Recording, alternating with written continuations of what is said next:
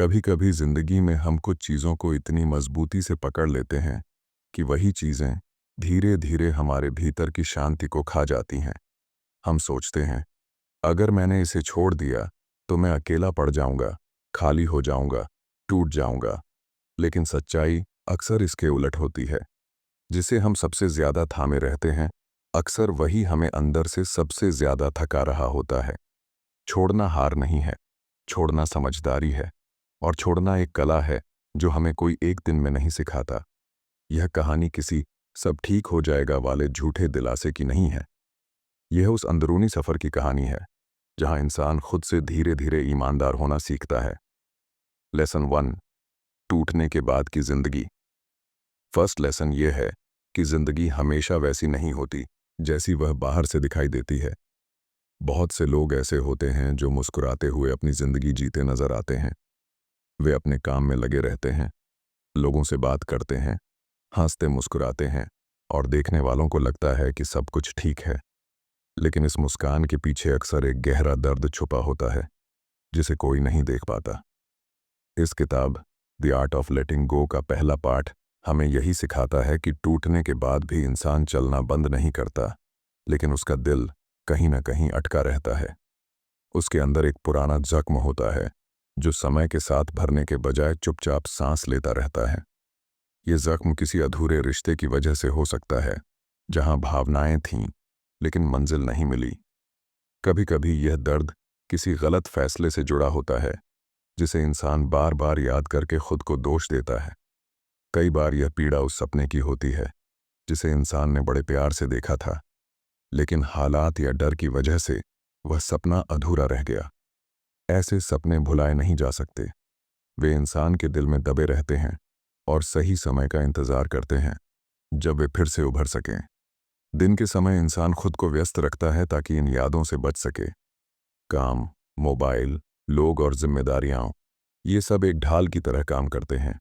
लेकिन रात को जब सब शांत हो जाता है, तब वही दबा हुआ दर्द जाग उठता है। तब मन में वही सवाल घूमता है, काश ऐसा न हुआ होता, काश मैंने वो फैसला न लिया होता, काश मैंने कोशिश की होती।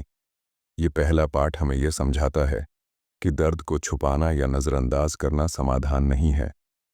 जब तक हम अपने टूटे हुए हिस्सों को स्वीकार नहीं करते, तब तक हम आगे नहीं बढ़ सकते। लेटिंग गो का मतलब यह नहीं है कि हम अपने अतीत को भूल जाएं, बल्कि इसका मतलब है उसे समझना और स्वीकार करना। जब इंसान यह मान लेता है कि कुछ चीज़ें उसके नियंत्रण से बाहर थीं, तब उसका मन धीरे धीरे हल्का होने लगता है। यही से हीलिंग की शुरुआत होती है।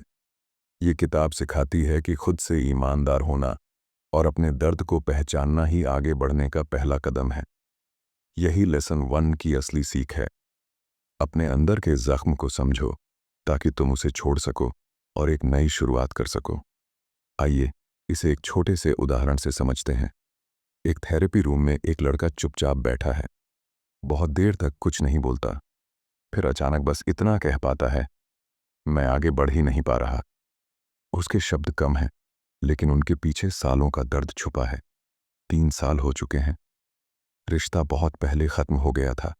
जिसे वह चाहता था, वह अब अपनी जिंदगी में खुश है, आगे बढ़ चुकी है। सब कुछ खत्म हो चुका है, कम से कम बाहर की दुनिया के लिए, लेकिन उस लड़के के लिए नहीं। वह आज भी उसी मोड़ पर खड़ा है जहां सब कुछ टूटा था। वक्त आगे बढ़ गया, लोग बदल गए, हालात बदल गए, लेकिन उसका मन वहीं अटका रह गया। वह अब भी उसी कहानी को पकड़कर बैठा है जो अब उसकी नहीं रही। तभी थेरेपिस्ट शांति से एक बात कहता है। कोई लंबा भाषण नहीं, कोई सलाह नहीं, बस एक वाक्य, जिस कहानी को तुम पकड़कर बैठे हो वो अब किसी और की कहानी है। अब अपनी कहानी लिखने का वक्त है। यही बात इस किताब का सार है। कई बार हम किसी इंसान, किसी रिश्ते या किसी बीते पल को छोड़ नहीं पाते, जबकि जिंदगी हमें आगे बढ़ने का मौका दे चुकी होती है। द आर्ट ऑफ लेटिंग गो हमें सिखाती है कि जब तक हम पुरानी कहानी को बंद नहीं करेंगे, तब तक नई कहानी शुरू नहीं हो सकती। कभी कभी आगे बढ़ने का मतलब यादें मिटाना नहीं होता, बल्कि यह मान लेना होता है कि अब वो अध्याय खत्म हो चुका है और यही से असली हीलिंग शुरू होती है। लेसन 2, हम क्यों नहीं छोड़ पाते। पिछले लेसन में हमने यह सीखा था कि इंसान बाहर से आगे बढ़ता हुआ दिख सकता है, लेकिन अंदर से वह अब भी अतीत में अटका रहता है। अब दूसरा लेसन उसी बात को और गहराई से समझाता है। हम आखिर छोड़ क्यों नहीं पाते? द आर्ट ऑफ लेटिंग गो बताती है कि इसकी सबसे बड़ी वजह यह है कि हम सिर्फ यादों से नहीं चिपके होते, बल्कि हम अपनी पहचान उन्हीं यादों से बना लेते हैं। धीरे धीरे दर्द हमारी कहानी नहीं रहता, बल्कि हम खुद को उसी दर्द के रूप में देखने लगते हैं। हम अपने मन में खुद से बातें करने लगते हैं। मैं वही हूं जिसे छोड़ दिया गया। मैं वही हूं जो असफल हुआ। मैं वही हूं जिसने गलती की। ये सिर्फ वाक्य नहीं होते, ये हमारे अंदर बैठी हुई आवाज़ बन जाते हैं। जब हम बार बार खुद को इसी तरह परिभाषित करते हैं तो दर्द हमारी आदत बन जाता है, और फिर उसे छोड़ना हमें डरावना लगने लगता है, क्योंकि ऐसा लगता है कि अगर दर्द चला गया तो हमारी पहचान भी चली जाएगी। इस लेसन में किताब बहुत भावुक लेकिन सच्ची बात कहती है। जाना पहचाना दुख अनजानी खुशी से ज्यादा सुरक्षित लगता है। अतीत भले ही दर्द देता हो, लेकिन वह जाना पहचाना होता है। आगे बढ़ने का मतलब होता है बदलाव, और बदलाव से इंसान डरता है। इसलिए हम उसी पुराने दर्द को पकड़कर बैठे रहते हैं, भले ही वह हमें रोज तोड़ता रहे। लेकिन सच ये है कि अतीत एक जेल की तरह होता है।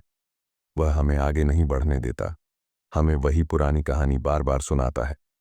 हम सोचने लगते हैं कि शायद यही हमारी जिंदगी है, यही हमारी किस्मत है, जबकि असल में उस जेल की चाबी हमारे ही हाथ में होती है, और वह चाबी है माफ़ी। ये किताब बहुत साफ शब्दों में बताती है कि माफ़ी दूसरों के लिए नहीं होती। माफ़ी का मतलब यह नहीं कि जिसने हमें चोट पहुंचाई वह सही था।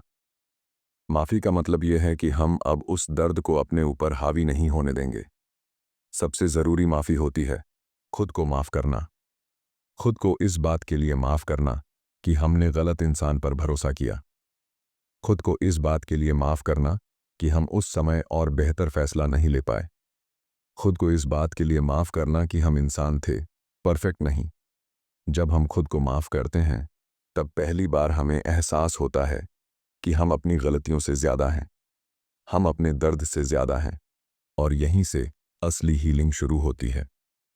लेसन 2 हमें यह सिखाता है कि छोड़ने का मतलब कमज़ोर होना नहीं है। छोड़ने का मतलब है खुद को आज़ाद करना। जब हम अतीत की पहचान छोड़ते हैं, तभी हमें अपनी असली पहचान बनाने का मौका मिलता है। और यही द आर्ट ऑफ लेटिंग गो का दूसरा सबसे ताकतवर संदेश है। लेसन 3 छोड़ने का असली मतलब। पिछले लेसन्स में हमने यह समझा कि दर्द कैसे हमारे अंदर जिंदा रहता है और क्यों हम उसे छोड़ नहीं पाते। अब द आर्ट ऑफ लेटिंग गो का अगला लेसन सबसे ज़रूरी सवाल का जवाब देता है। छोड़ने का असली मतलब क्या होता है? ये किताब साफ कहती है कि छोड़ना भूल जाना नहीं है। छोड़ने का मतलब यह नहीं कि हमें अतीत की हर याद मिटानी होगी। कुछ यादें हमेशा हमारे साथ रहेंगी, क्योंकि वे हमारी ज़िंदगी का हिस्सा रही हैं। लेकिन छोड़ने का मतलब यह है कि हम यह मान लें कि जो हो चुका है उसे बदला नहीं जा सकता। जितना भी सोच लें, चाह लें या खुद को दोष दें, बीता हुआ वक्त वापस नहीं आएगा। छोड़ना यह स्वीकार करना है कि हर चीज़ हमारे कंट्रोल में नहीं होती। हम अक्सर खुद को इसलिए सज़ा देते रहते हैं क्योंकि हमें लगता है कि अगर हमने थोड़ा और सही किया होता तो नतीजा अलग होता। लेकिन सच्चाई ये है कि ज़िंदगी में बहुत कुछ ऐसा होता है जो हमारे बस में नहीं होता। लोगों के फैसले, उनके जज्बात, हालात और समय। इस लेसन में किताब बहुत नरमी से यह बात समझाती है कि सबसे बड़ी कैद हम खुद बनाते हैं। हम बार बार वही गलती याद करके खुद को सज़ा देते रहते हैं। हम सोचते हैं कि दर्द पकड़े रहना ही हमारी जिम्मेदारी है। जैसे अगर हम दुखी रहे तो शायद हम अपनी गलती का प्रायश्चित कर रहे हों। लेकिन यह सोच हमें ठीक नहीं करती, बल्कि और तोड़ देती है। छोड़ने का असली मतलब है खुद को सज़ा देना बंद करना। खुद से यह कहना कि हाँ, मुझसे गलती हुई, लेकिन मैं इंसान हूँ। खुद को यह अनुमति देना कि अब मैं आगे बढ़ सकता हूँ। यह किताब हमें सिखाती है कि हीलिंग का रास्ता सख्ती से नहीं, बल्कि करुणा से होकर जाता है। जब हम खुद के साथ थोड़े नरम होते हैं, तब दिल धीरे धीरे हल्का होने लगता है। लेसन 3 हमें यह एहसास दिलाता है कि छोड़ना हार मानना नहीं है, छोड़ना समझदारी है। यह एक साहसी फैसला है, अपने अतीत को उसकी जगह पर छोड़कर खुद को आज़ाद करने का फैसला। और यही द आर्ट ऑफ लेटिंग गो का सबसे सुकून देने वाला सच है। लेसन शोर, ओवरथिंकिंग, वो शोर जो हमें जीने नहीं देता। पिछले लेसन्स में हमने दर्द, पहचान और छोड़ने के मतलब को समझा।